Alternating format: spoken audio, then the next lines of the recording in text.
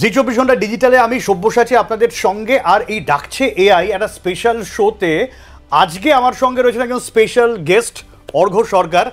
অর্ঘ্যর সঙ্গে পরিচয় একটু পরে করাচ্ছি, তার আগে যে বিষয়টা জানানোর সেটা হচ্ছে যে আর্টিফিশিয়াল ইন্টেলিজেন্সে যতই চর্চা বাড়ছে, তরজাও কিন্তু বাড়ছে, বিতর্ক বাড়ছে, কিন্তু অনেকে মনে করছেন যে এই এআই যদি আসে তাহলে হয়তো চাকরি আমাদের চলে যাবে।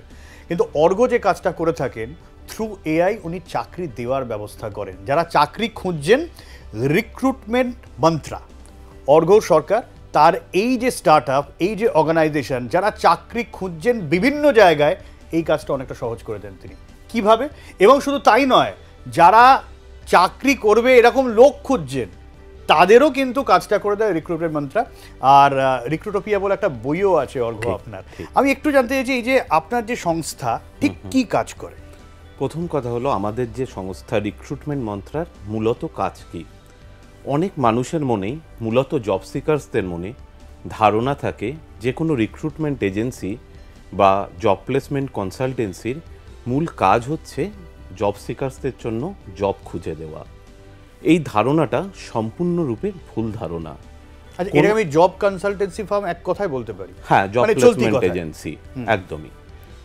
কোনো জেনুইন রিক্রুটমেন্ট এজেন্সি বা ট্রাস্টেড রিক্রুটমেন্ট এজেন্সির কাজ কিন্তু কখনোই কোনো জব সিকার্সের জন্য জব খুঁজে বের করা নয়। আচ্ছা, তাহলে একটা জেনুইন রিক্রুটমেন্ট এজেন্সি বা ট্রাস্টেড রিক্রুটমেন্ট এজেন্সির কাজ কি? তাদের কাজ হলো, তাদের যারা ক্লায়েন্ট কোম্পানি রয়েছে, সেটা হতে পারে কোনো টপ মাল্টিন্যাশনাল কোম্পানি বা লিডিং কনগ্লোমারেট কোম্পানি বা কোনো স্টার্ট আপ অর্গানাইজেশনস বা কোনো এমএসএমই ফার্ম, অর্থাৎ এমপ্লয়ারের যে রিকোয়ারমেন্ট থাকে সেই as per the requirement right ট্যালেন্টকে খুঁজে বের করা। তাহলে জব সিকার্সরা ভাবে অনেক সময়, আমরা যদি কোনো রিক্রুটমেন্ট এজেন্সিকে সিভি দিই, তাহলে রিক্রুটমেন্ট এজেন্সি আমার সিভি ওয়াইজ আমাকে কোনো জব সার্চ করে দেবে। ওকে, তার মানে বিষয়টা রিভার্স হচ্ছে। মানে আমি রিক্রুটমেন্ট মন্ত্রা বা এই ধরনের অর্গানাইজেশনে যদি আমি সিভি দিই, সেটা তাদের কাছে একটা ডেটাবেস। কারেক্ট। যখন কোনো সংস্থা অর্গানাইজেশন চাইছে যে আমার এইরকম লোক চাই, সেই ডেটাবেসের ওপরে বেস করে আপনারা তাকে প্রোভাইড করছেন। এই নয় যে এই ডেটাবেস নিয়ে দাদা এনাকে একটা চাকরি দেবেন, এরকম নয়। না, কখনোই এরকম নয়। তাহলে একজন জব সিকার্সের কি করা উচিত? জব সিকার্সের, আমি যদি খুব প্রপার ওয়েতে বলি, কখনোই কোনো জব সিকার্সের কোনো রিক্রুটমেন্ট এজেন্সি বা জব প্লেসমেন্ট এজেন্সিকে খুঁজে বের করা উচিত নয়। জব সিকার্সের কি উচিত, যে সমস্ত ট্রাস্টেড অর্থাৎ প্রপার বা টপ নচ জব পোর্টাল রয়েছে বা বিভিন্ন সোশ্যাল মিডিয়া প্ল্যাটফর্ম রয়েছে লাইক লিঙ্কডইন অ্যান্ড অল, এই সমস্ত জব পোর্টালগুলোতে তাদের সিভিকে রেগুলার ওয়েতে আপডেট করা, প্রথমে সিভিকে আপলোড করা এবং রেগুলার ওয়েতে আপডেট করা। অ্যাট দ্য সেম টাইম সেই সিভিতে প্রপার কিওয়ার্ডকে অ্যাড করা। তার কারণ, যখন কোনো এমপ্লয়ার বা কোনো রিক্রুটমেন্ট এজেন্সি তার কাছে যে ওপেনিং থাকে, সেই ওপেনিং ওয়াইজ যখন কোনো ক্যান্ডিডেটকে সার্চ করে, তখন কিন্তু তারা প্রথমেই সিভিটা দেখে না। প্রথমে কি হয়, একটা জব সিকার্সের সিভি সামারি ওয়াইজ আসে। আচ্ছা, এবং এই সামারিতে কি থাকে, কি স্কিল থাকে এবং সিভির সাবজেক্ট লাইনে, ঠিক আছে, যেমন আজকের আমাদের এই বিশেষ অনুষ্ঠানের একটা সাবজেক্ট লাইন রয়েছে। যখন কেউ এই অনুষ্ঠানটা জি24 ঘন্টার ডিজিটাল প্ল্যাটফর্মে দেখবে, সে কিন্তু প্রথমে এই অনুষ্ঠানের ব্যানারটা দেখবে, রাইট? ব্যানারের পরে কেউ যদি দেখে ইন্টারেস্টেড হয়, তবেই কিন্তু সে ক্লিক করে এই পরবর্তী অনুষ্ঠানের বক্তব্যটা শুনতে পারবে। অ্যাট দ্য সেম টাইম প্রত্যেকটা সিভিকে যখন কোনো এমপ্লয়ার বা কোনো ট্রাস্টেড রিক্রুটমেন্ট এজেন্সি সার্চ করে দেখে, সেই স্কিল এবং হাইলাইটেড সামারি ওয়াইজ থাকে, সেখানে প্রপার কিওয়ার্ডকে অ্যাড করতে হবে। সেই কিওয়ার্ড ওয়াইজ সিভিটা বেরোবে। ওকে, রাইট? তো সেই কিওয়ার্ড ওয়াইজ যদি প্রপার কোনো জব সিকার্স অ্যাড করে থাকে, তাহলে প্রপার কোনো ট্রাস্টেড বা জেনুইন রিক্রুটমেন্ট এজেন্সি বা এমপ্লয়ার অ্যাজ পার দেয়ার রিকোয়ারমেন্ট সেই জব সিকার্সকে খুঁজে নেবে। I believe in one thing very strongly, for every job seekers, their job search never come under the price tag. অর্থাৎ কখনোই কোনো জব সিকার্সের জব সার্চ প্রাইস ট্যাগের বিনিময় আসতে পারে না। না, তাহলে আপনি বলছেন যে ধরুন আমি চাকরি খুঁজছি, হ্যাঁ, আমি আপনার সাথে যোগাযোগ করব না? না। আচ্ছা, As কিন্তু a- কিন্তু আপনি আমায় খুঁজে পাবেন কি করে? আপনাকে কি করতে হবে, বিভিন্ন রিনাউন্ড যে সমস্ত জব পোর্টাল রয়েছে, অ্যাজ এ এক্সাম্পল আমি যদি বলি, ধরুন Naukri.com রয়েছে, মনস্টার রয়েছে, timesjobs.com রয়েছে, এরকম বিভিন্ন রিনাউন্ড জব পোর্টাল রয়েছে। এবং বর্তমানে সেন্ট্রাল গভর্নমেন্টের, এটা হয়তো অনেকেই জানেন না, NCS ন্যাশনাল কেরিয়ার সার্ভিস বলে ministry of labour and employment একটা নিজস্ব জব পোর্টাল লঞ্চ করেছেন। এই রকম জব পোর্টাল বা লিঙ্কডইন, যেটা বর্তমানে এআই এর ওপর বেস করে, লিঙ্কডইনকে আমরা অনেকেই জানি একটা সোশ্যাল মিডিয়া প্ল্যাটফর্ম হিসাবে, কিন্তু লিঙ্কডইন কিন্তু শুধুমাত্র সোশ্যাল মিডিয়া প্ল্যাটফর্ম নয়। লিঙ্কডইনে আমরা কিন্তু প্রত্যেকে আমাদের সিভি দিতে পারি, এবং সেই সিভির ওপর বেস করে প্রচুর পরিমাণে প্রপার ওয়েতে এআই এর ওপর বেস করে এমপ্লয়াররা সিভিকে স্মার্ট ওয়েতে ম্যাচ করে রিজুমকে সার্চ করতে পারে এবং জব সিকার্সের সঙ্গে কানেক্ট করতে পারে। এইরকম ডিফারেন্ট পোর্টালে একজন জব সিকার্সের উচিত সিভিকে আপলোড করা, এবং সেখান থেকে এমপ্লয়ারের যা রিকোয়ারমেন্ট, এমপ্লয়ার সেই রিকোয়ারমেন্ট ওয়াইজ সিভিটাকে সার্চ করে নেবে। আচ্ছা, কিন্তু এখন তো ধরুন প্রচুর স্টার্টআপ হচ্ছে। Correct. এবারে স্টার্টআপ গুলো না খুব ইন্টারেস্টিং, মানে এত Right. ইনোভেটিভ হচ্ছে, এত ডিফারেন্ট হচ্ছে, এবারে ওই অনুযায়ী এমপ্লয়ি খুঁজে বের করাটা খুব টাফ। তাদের ক্ষেত্রে আপনি আছেন। হ্যাঁ, তাদের ক্ষেত্রে আমি আছি। তবে বর্তমানে একটা চেঞ্জেস দেখা যাচ্ছে। প্রথমে আমি বলে রাখি, স্টার্টআপ আর নিউ বিজনেসের মধ্যে একটা কিন্তু ডিফারেন্স রয়েছে। অনেক মানুষই ভাবেন যে কোনো স্টার্টআপ মানে, কোনো নতুন ব্যবসা মানেই স্টার্টআপ, বাট এটা কিন্তু নয়। সমস্ত স্টার্টআপই শুরু হয় নতুন বিজনেস হিসেবে, বাট সমস্ত নতুন বিজনেসই কিন্তু স্টার্টআপ নয়। তাহলে ডিফারেন্সটা কি? স্টার্টআপ আমরা কখন বলবো? যখন কোনো ব্যক্তি বা একটা টিম অফ ব্যক্তি যখন কোনো একটা প্রবলেমকে আইডেন্টিফাই করেন, নতুন কোনো প্রবলেমকে, এবং সেই প্রবলেমকে আইডেন্টিফাই করার স্বার্থে নতুন কোনো টেকনোলজি প্ল্যাটফর্মের দ্বারা নতুন কোনো উদ্যোগ নেয়, সেটাই হচ্ছে স্টার্টআপ। আর নতুন কোনো বিজনেস মানে কি, ধরুন একটা, আচ্ছা, মানে আমি যদি একটা চপের দোকান দিই, সেটা স্টার্টআপ না, সেটা কখনো স্টার্টআপ হতে পারে না। ঠিক আছে, কারণ এই ব্যবসাটা অনেক দিন ধরে চলছিল, আবার নতুন কেউ সেই ব্যবসাটা শুরু করেছে, এটা কিন্তু স্টার্টআপ নয়। স্টার্টআপ মানে স্টার্টআপের মধ্যে একটা ইনোভেশন থাকবে, ইনোভেশন থাকবে। আমি যদি রসগোল্লার রোল বার করি, না, এটা কিন্তু স্টার্টআপ হতে পারে না, এটা ব্যবসা। এটাও একটা মানে স্টার্টআপ মানে বলছেন কোন সলিউশনের, কোন একটা সলিউশন থাকবে, সলিউশনস মানে একটা প্রবলেম হয়েছে, সেই নতুন কোন প্রবলেমটাকে কেউ আইডেন্টিফাই করেছে, এবং সেই প্রবলেমটাকে আইডেন্টিফাই করে কোনো নতুন একটা টেকনোলজিকে ইনোভেশনস করেছে, করে সেই টেকনোলজির দ্বারা সেই প্রবলেমটাকে সলিউশন করার জন্য তারা এগিয়ে যাচ্ছে, সেটাই হচ্ছে স্টার্টআপ। আচ্ছা, এবারে এরা আপনার সঙ্গে যোগাযোগ করলো, কারেক্ট। আপনি কিভাবে খুঁজে বার করছেন? Through AI. আমরা কি করি, এআই হচ্ছে আমাদের একটা পার্ট। আমি ব্যক্তিগতভাবে মনে করি এআই কখনো হিউম্যানের কিন্তু রিপ্লেসমেন্ট হতে পারে না। কি বলছেন? এত খবর আসছে যে বিভিন্ন ইঞ্জিনিয়ারিং ফার্মে পর্যন্ত, বিভিন্ন যে রিটেল সেক্টর আছে সেখানে রোবট দিয়ে কাজ হচ্ছে, ফলে লে অফ তো হচ্ছে, এটা তো ফ্যাক্ট। ফলে এআই কাজ খেয়ে নেবে, এই ভয়টা খুব একটা অমূলক তো নয়। এআই, প্রথমত আমি ফার্স্টে বলবো এআই কি। এআই হলো একটা নতুন কোনো টেকনোলজি, আর যাকে আমরা বলছি আর্টিফিশিয়াল ইন্টেলিজেন্স। ধরা যাক কোনো একটা অর্গানাইজেশান, সেই অর্গানাইজেশান চাইছে এআইকে ইমপ্লিমেন্ট করবে। এআই কিন্তু নিজে নিজে কখনো ইমপ্লিমেন্ট হতে পারে না, তাহলে এআইকে আমায় করতে হয়। এবং এই এআইকে ইমপ্লিমেন্ট করতে গেলেও আমার কিন্তু এমন একজন ব্যক্তির দরকার, যেই ব্যক্তিটির এআই এর এ এবং আই সম্পর্কে আইডিয়া রয়েছে।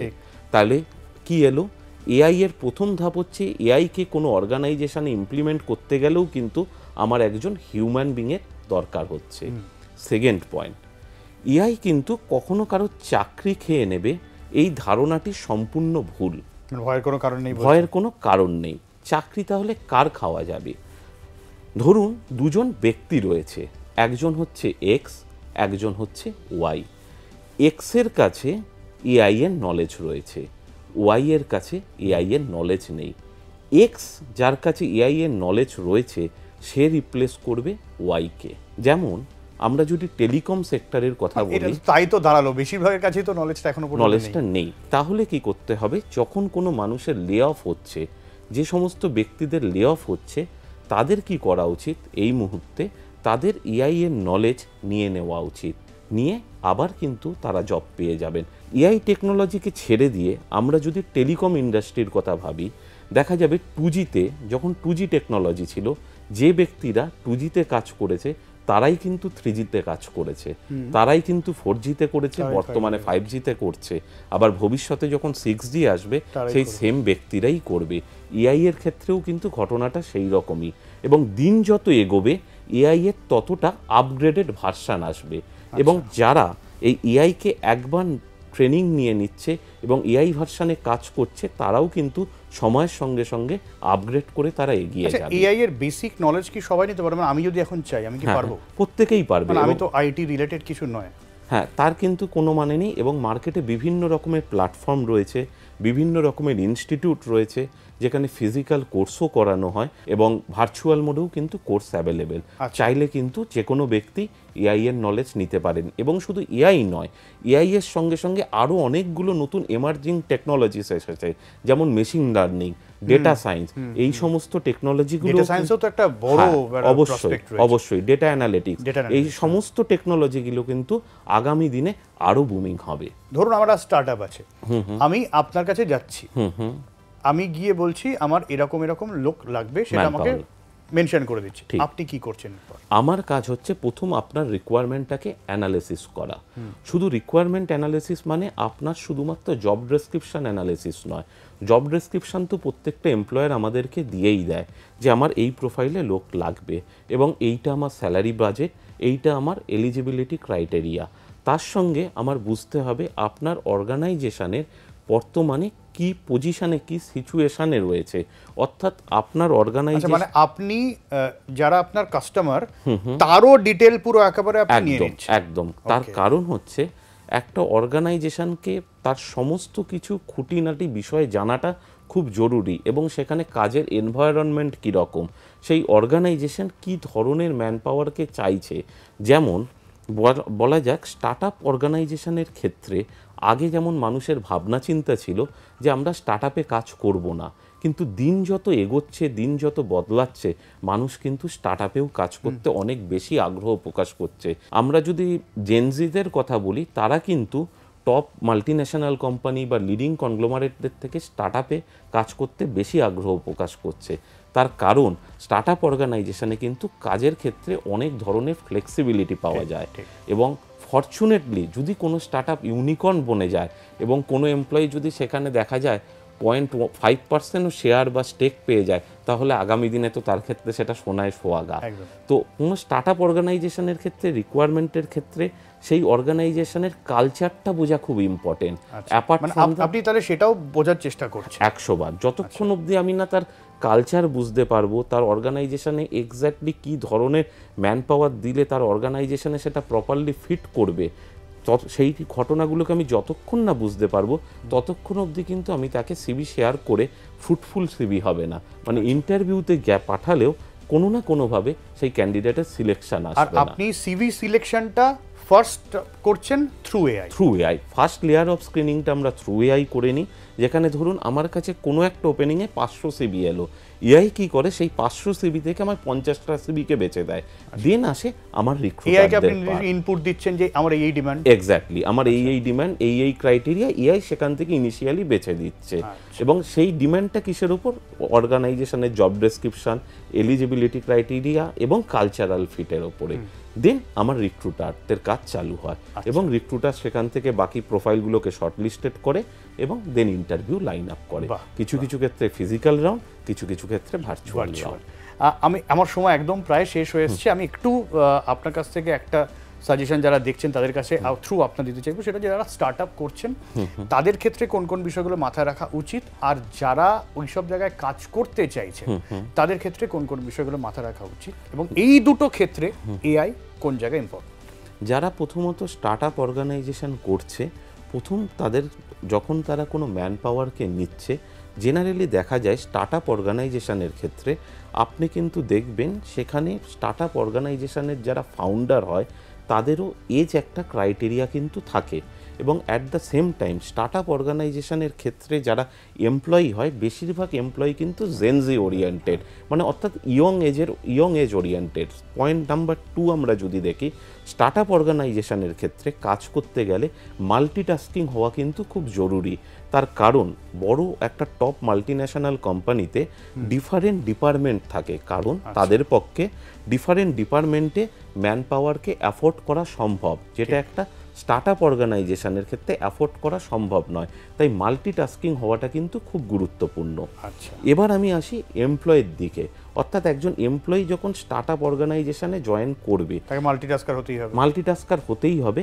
তার সঙ্গে যেটা দেখতে হবে যে স্টার্ট আপ অর্গানাইজেশনের যে ইনিশিয়াল যে ফান্ডিং হয়েছে সেই ফান্ডিংটা কোন স্টেজে রয়েছে। অনেক স্টার্ট আপ অর্গানাইজেশন বন্ধ হয়ে যায়, অর্থাৎ সেটা একটু দেখে নেব কারেক্ট, সেটা সিড রাউন্ড হয়েছে নাকি তার পরবর্তী আরও কিছুটা রাউন্ড হয়েছে, তার উপরে ডিপেন্ড করে এর অর্গানাইজেশন ভবিষ্যতে কতটা গ্রোথ করবে বা এখানে জব সিকিউরিটি যেটা খুব ইম্পর্টেন্ট কতখানি রয়েছে। একদমই আমার সময় একদম শেষ হয়ে গেছে, ফলে আজকে একটা খুব গুরুত্বপূর্ণ বিষয় জানা গেল যে স্টার্ট আপ যারা রয়েছেন সেক্ষেত্রে আপনি একটা বড়সড় রোল প্লে করছেন ঠিকঠাক জায়গায় ঠিকঠাক মানুষটাকে প্লেস করতে, এবং যারা কাজ খুঁজছেন তাদের ক্ষেত্রে একটা ইম্পর্টেন্ট বিষয় অর্ঘদা বললেন যে ঠিক জায়গায় ঠিক মতো আপডেটেড রেজিউমে যদি দেওয়া যায় তাহলে কেল্লা ফতে। থ্যাংক ইউ অর্ঘদা, আজকের মতো এখানে শেষ করছি। সঙ্গে থাকুন জি 24 ঘন্টা।